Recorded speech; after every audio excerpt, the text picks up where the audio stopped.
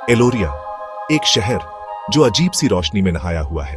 Source nexus, शहर के बीचों बीच एक शानदार पेड़।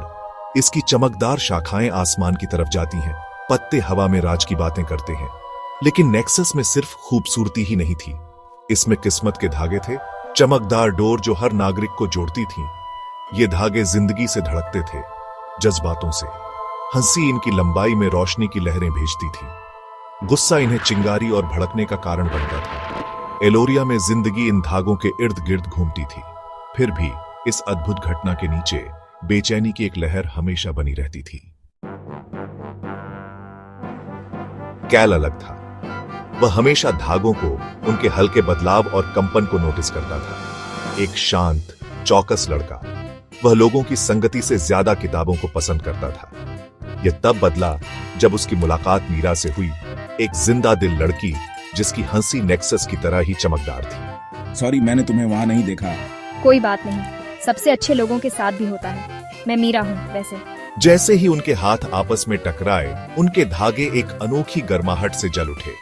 हर गुजरते दिन के साथ उनकी दोस्ती गहरी होती गई। एक दिन पुरानी लाइब्रेरी एक्सप्लोर करते हुए कैल को एक छिपा हुआ चैम्बर मिल गया। बदलाव एलोरिया में तूफान की तरह आया, तेज और विनाशकारी। लोग अपने चेहरों पर डर लिए चलते थे। उनकी खुशी की हंसी की जगह धीमी फुसफुसाहट ने ले ली थी। अपनों को जोड़ने वाले धागे टूटने लगे, जिससे फटे हुए किनारे और टूटे हुए दिल रह गए। इस अराजकता के केंद्र में वेरा खड़ी थी, एक ऐसी शख्सियत जो अंधेरे में डूबी हुई थी। तुम्हें लगता है कि तुम मुझे रोक सकते हो? देखो तुम्हारे कीमती धागे कैसे टूटते हैं। अपनी कलाई घुमाते ही उसने आसानी से धागों को काट दिया। कैल, मीरा और रिन ने खुद को एक ऐसे शहर के सामने पाया जो टूटने की कगार पर था। उनकी जांच ने उन्हें एक चौंकाने वाली खोज की ओर अग्रसर किया। वेरा कभी एलोरिया की एक प्यारी सदस्य थी।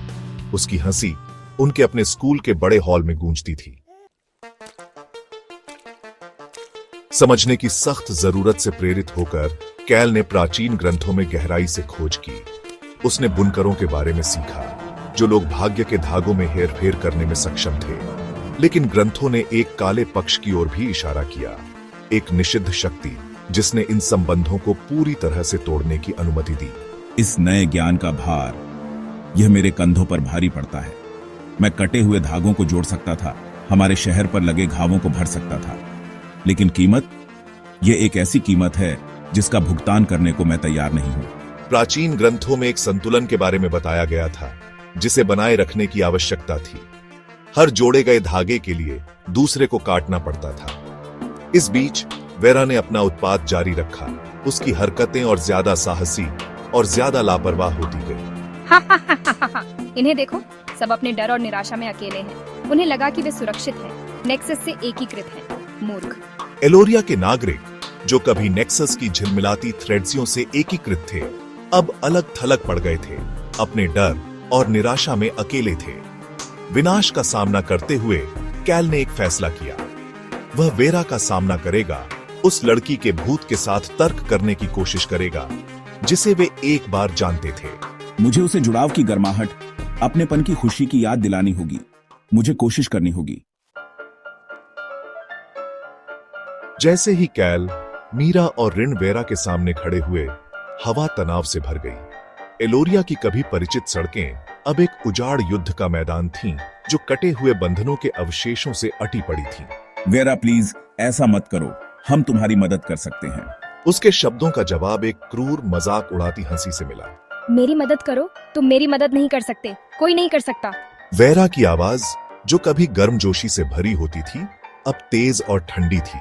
एक ब्लेड जो उनके बचपन की यादों के दिल को चीर रही थी। जैसे ही उन्होंने लड़ाई लड़ी, कैल को भयानक सच्चाई का एहसास हुआ। वेरा बचाई नहीं जाना चाहती थी।